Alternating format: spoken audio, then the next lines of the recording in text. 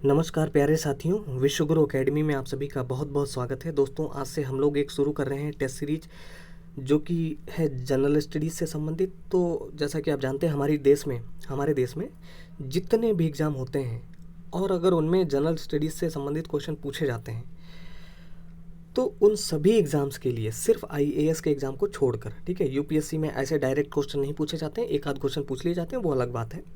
ठीक है, तो आईएएस का एग्ज़ाम छोड़कर बाकी जितने भी एग्ज़ाम होते हैं, चाहे वो स्टेट पीसीएस के एग्ज़ाम हो या स्टेट लेवल पर दूसरे सारे एग्ज़ाम्स होते हैं, या फिर एसएससी का हो गया एग्ज़ाम, कोई भी एग्ज़ाम हो गया एसएससी के, या फिर रेलवेज़ के एग्ज़ाम हो गए, ठीक है, तो उन सभी एग्ज़ाम्स के लिए ये टेस्ट सीरीज आपके बहुत काम की रहेगी।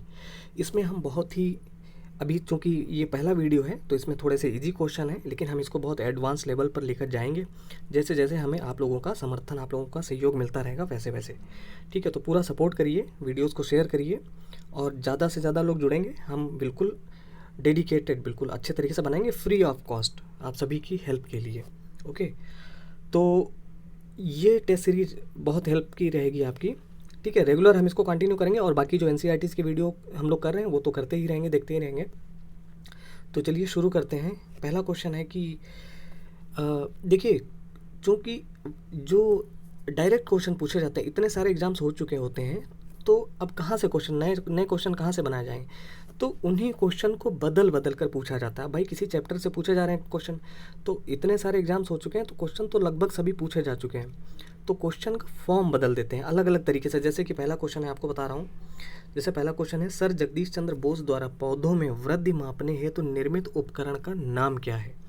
तो यहाँ पर उस उपकरण का नाम बताना है जो जगदीश चंद्र बोस द्वारा पौधों में वृद्धि मापने के लिए प्रयोग किया गया था, उसका निर्माण किया गया था। तो क्या है? क्रिस्कोग्राफ, कार्डियोग्राफ, पॉलीग्राफ या फिर टेलीग्राफ? तो इसका करेक्ट आंसर क्या होगा? मैं आपको 2-3 सेकंड का समय दूंगा ऑप्शन पढ़ने के बाद और फिर अपना आंसर बताऊंगा। तो इसका करेक्ट आंसर है ए, क्रेस्कोग्राफ। ठीक है, अब इसी क्वेश्चन को मान लो, ये क्वेश्चन अगर नहीं भी पूछा जाएगा इस तरीके से, तो इसी क्वेश्चन को दूसरी तरीके से पूछा जा सकता है कि क्रेस्कोग्राफ उपकरण किसके द्वारा प्रयोग किया गया था? तो सर जगदीश चंद्र बोस द्वारा। ठीक है, तो क्वेश्चन को अलग अलग तरीके से बनाया जा सकता है, आप बिल्कुल ध्यान से देखिए और मैं कहूँगा कि एक आप नोटबुक बना लीजिए, जिन क्वेश्चन का आंसर आपको नहीं पता उनको आप लिख सकते हो। ठीक है, ताकि दोबारा कभी भी क्वेश्चन पूछा जाए कहीं भी एग्जाम में तो आप उसको लिख सको, उसको बता सको आंसर। ठीक है, तो इसका करेक्ट आंसर है क्रेस्कोग्राफ। अगला क्वेश्चन है, चेचक के लिए टीका किसने प्रदान किया था? तो चेचक के लिए टीका किसने प्रदान किया था? एडवर्ड जेनर ने, रॉबर्ट कोच ने, या फिर पर्ल केंड्रिक ने, या फिर अलेक्जेंडर फ्लेमिंग ने? और इसका करेक्ट आंसर होगा, इसका भी करेक्ट आंसर है ए, एडवर्ड जेनर ने। ठीक है, और इसी क्वेश्चन को दूसरे तरीके से पूछा जा सकता है कि एडवर्ड जेनर ने किस टीके का, कौन सा टीका प्रदान किया था? तो चेचक का। ठीक है, मैचिंग में भी क्वेश्चन बनाए जा सकते हैं, एडवर्ड जेनर और बहुत सारे ऐसे करके, तो मैचिंग में भी क्वेश्चन पूछा जा सकता है। तो बहुत ध्यान से देखिए, तो चेचक के लिए टीका किसने प्रदान किया था? एडवर्ड जेनर ने। अगला क्वेश्चन है, पोलियो वैक्सीन की खोज किसके द्वारा की गई थी? तो पोलियो वैक्सीन की खोज किसके द्वारा की गई थी? देखिए, ये जो टेस्ट है इसमें सारे साइंस के क्वेश्चन हैं, हम आपके लिए हिस्ट्री, ज्योग्राफी, पॉलिटी के हैं, इकोनॉमी के हैं, एनवायरनमेंट के हैं, साइंस एंड टेक के हैं, करंट अफेयर्स के हैं, सभी के क्वेश्चंस लेकर आया करेंगे। पोलियो वैक्सीन की खोज किसके द्वारा की गई थी? बहुत इंपॉर्टेंट क्वेश्चन है। पोलियो वैक्सीन की खोज Isaac Newton, Albert Einstein, Jonas Salk या फिर मैरी क्यूरी? तो पोलियो वैक्सीन की खोज की गई थी जोनास साल्क के द्वारा। ठीक है, तो इसको आप नोट कर सकते हो। अगला क्वेश्चन है, रक्त समूह की खोज किसने की थी? बहुत इंपॉर्टेंट क्वेश्चन है। जो रक्त समूह यानी ब्लड ग्रुप होते हैं, कौन कौन से होते हैं? ए होता है, बी होता है, ए बी होता है और ओ होता है। ठीक है, तो रक्त समूह यानी ब्लड ग्रुप की खोज किसने की थी?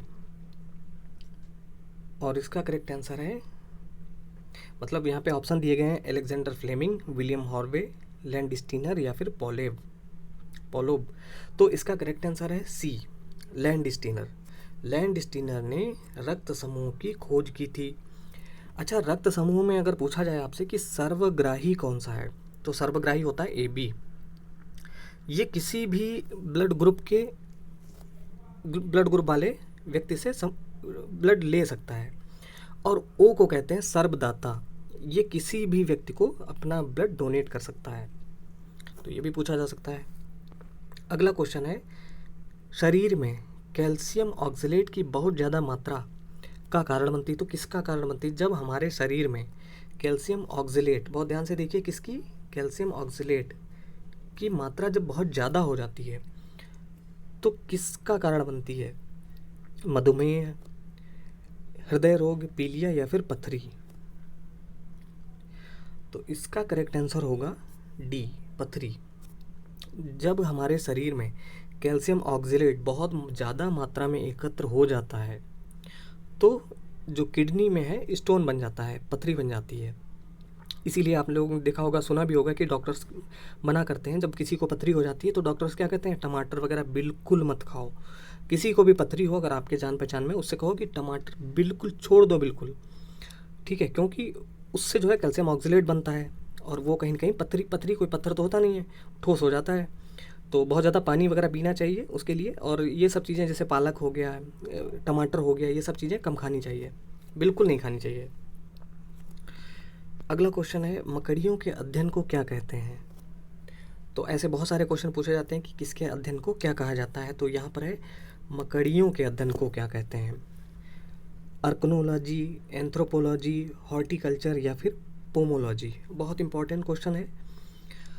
तो क्या कहते हैं मकड़ियों के अध्ययन को? तो अगर नहीं पता है आप इसको नोट कर सकते हो। मकड़ियों के अध्ययन को कहा जाता है अर्कनोलॉजी। देखिए, सुनने से भी याद हो जाएगा, आप सुनेंगे, यहाँ पर हम बोलेंगे ना। होता क्या है कि जब हम पढ़ते हैं तो चुपचाप बैठ के पढ़ते हैं, जब यहाँ पर आप वीडियोज़ में सुन रहे हैं तो आप देख भी रहे हो, सुन भी रहे हो, तो उससे आपको लंबे समय तक याद रहेगा। तो मकड़ियों के अध्ययन को क्या कहते हैं? अर्कनोलॉजी। अगला क्वेश्चन है, आनुवांशिकता के नियम किसने प्रतिपादित किए थे? बहुत इंपॉर्टेंट क्वेश्चन, कई बार पूछा जा चुका है। तो आनुवांशिकता के नियम किसने प्रतिपादित किए थे? थॉमस रॉबर्ट माल्थस ने, या फिर जॉन मेनार्ड ने, या फिर ग्रेगर मेंडल ने, या फिर डोनाल्ड बेयर ने। किसने प्रतिपादित किए थे आनुवांशिकता के नियम? इसका करेक्ट आंसर होगा सी, ग्रेगर मेंडल ने। ठीक है, तो ग्रेगर मेंडल ने आनुवांशिकता के नियम दिए थे। अगला क्वेश्चन है, निम्नलिखित में से कौन मास्टर ग्रंथि कहलाती है? तो मास्टर ग्रंथि कौन सी होती है हमारे शरीर में? 4 ऑप्शन दिए गए, थायराइड ग्रंथि, पीयूष, या फिर एड्रिनल, या फिर अग्न्याशय। तो जो मास्टर ग्रंथि होती है वो कहलाती है पीयूष ग्रंथि। ठीक है, पीयूष ग्रंथि को क्या कहते हैं? मास्टर ग्रंथि भी कहते हैं।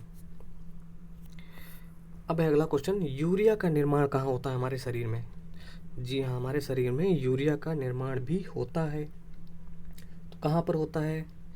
आग्नेयाशय में होता है, यकृत में होता है, छोटी आंत में होता है, या फिर गुर्दे में होता है।